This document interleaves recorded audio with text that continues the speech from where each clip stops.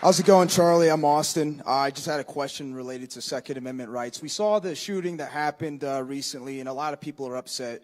But I'm seeing people argue for the other side that they want to take our Second Amendment rights away.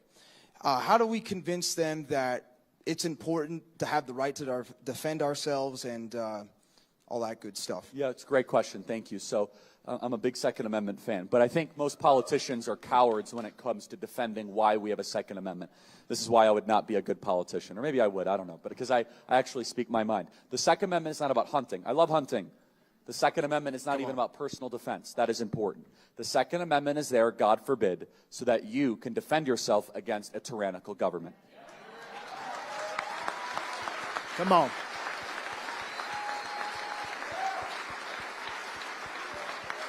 And if that talk scares you, wow, that's radical, Charlie. I don't know about that.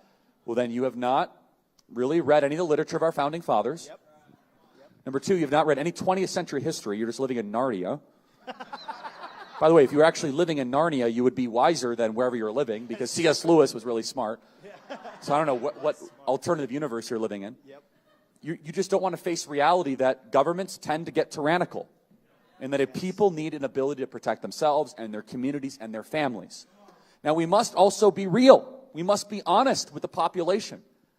Having an armed citizenry comes with a price. Wow. And that is part of liberty. Wow.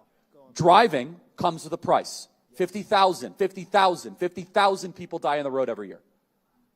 Wow. That's a price. You get rid of driving, you'd have 50,000 less auto fatalities.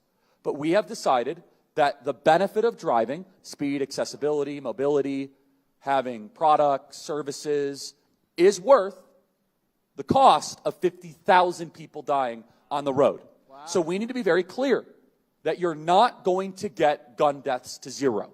It will not happen. Right. You can significantly reduce them through having more fathers in the home, Yes. by having more armed guards in front of schools.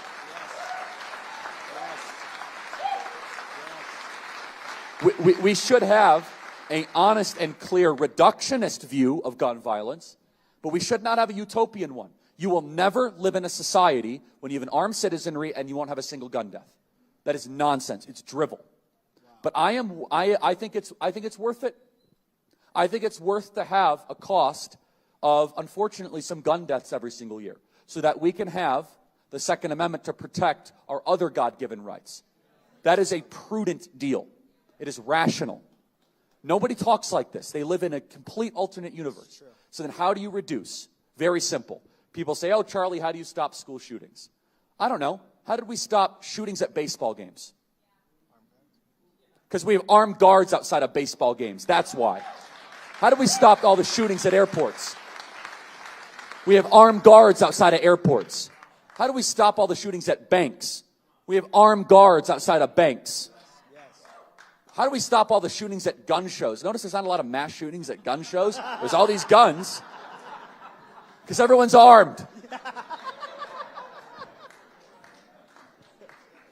If our money and our sporting events and our airplanes Wow. have armed guards, why don't our children?